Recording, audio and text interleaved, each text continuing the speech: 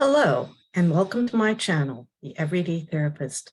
I'm Dr. Deb, and on this channel, we will be talking about everything psychological from both a research perspective and a clinical perspective, because I have experience in both areas.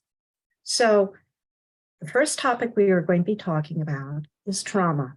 Now, this is going to be a series of discussions because trauma is a very complex subject.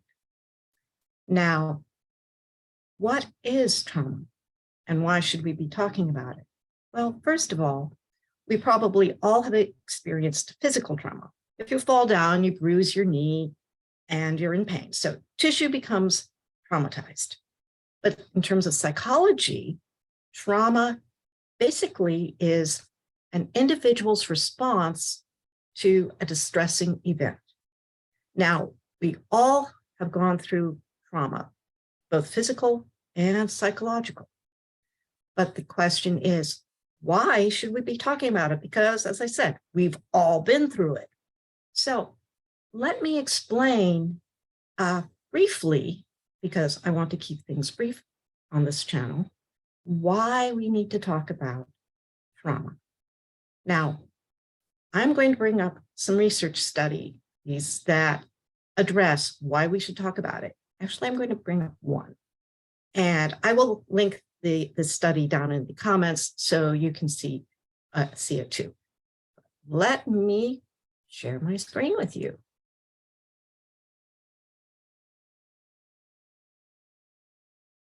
Okay, back in 1995 to 1997, the CDC partnered with Kaiser Permanente Health System in California to collect a large amount of data to look at how people have coped with childhood events, early adversity. Now, this is called the ACE study, which is the Adverse Childhood Experiences Study. And there were over 17,000 participants in this study. So this was a really large study. And what they found is that early adversity has, as you can see, lasting impacts, including traumatic brain injury, depression, suicide, anxiety, PTSD, risky behaviors, STDs, and some very strong physical health things such as cancer and bad life outcomes.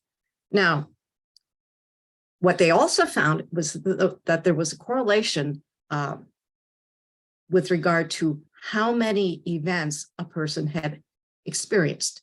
So I will bring up the form. It's called, and you can fill it out yourself. It's Finding Your ACE Score. And the types of topics it covers is, what happened in your first 18 years of life? Did a parent or other person in the household often swear at you or made you feel physically unsafe? Did you see distressing situations in your household? Did your parents divorce? Was there drug and alcohol in the family? So all of these items, for each one, a person would enter a 1 and then total up the number of items.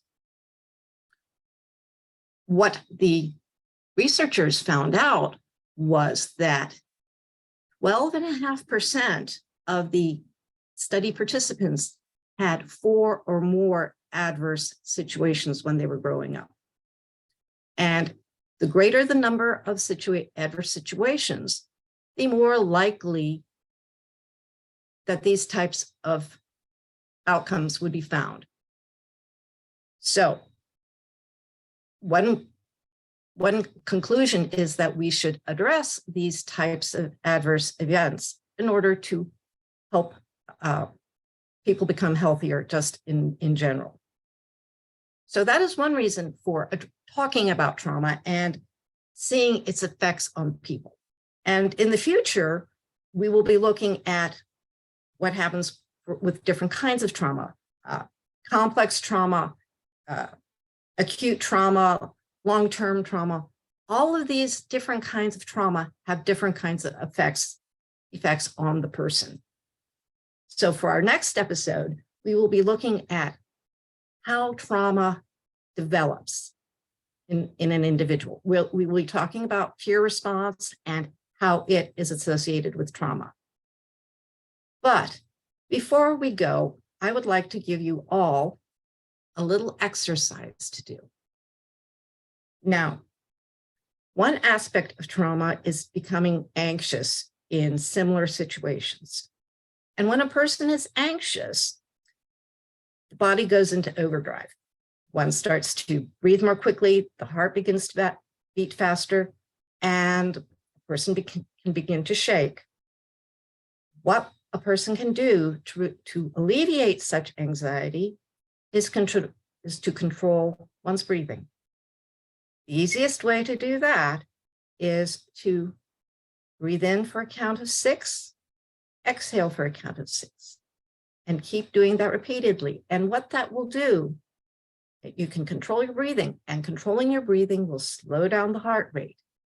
And as you slow down the heart rate, the anxiety becomes less overwhelming. And so all you have to do is go 1, 2, 3, 4, 5, 6. 1, 2, 3, 4, 5, 6, and continue to do it. And over a couple of minutes, you will feel a lot better. Now, this technique also works if you're with someone who is having an anxiety attack as well. Best way to do it is to say to the person, would you like me to help you calm down? And most people are likely to say yes. Then you ask permission to take hold of their hands and say, may I hold your hands?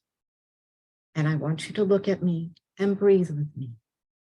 And then what you do is you do the 6 counts in, 6 counts out. And the individual with whom you're working will then behave congruently with your breathing and will start to calm down. This technique is very, very powerful. And I suggest that you try it out if you find yourself in that sort of situation. I mean, I've tried it out with clients, and I've been told it works better than taking a Xanax. So it's a very powerful thing to do. So that's all for this little bit of information. And if you found this interesting and useful, please hit the subscribe button and give me a thumbs up. So thank you very much, and I will see you the next time around.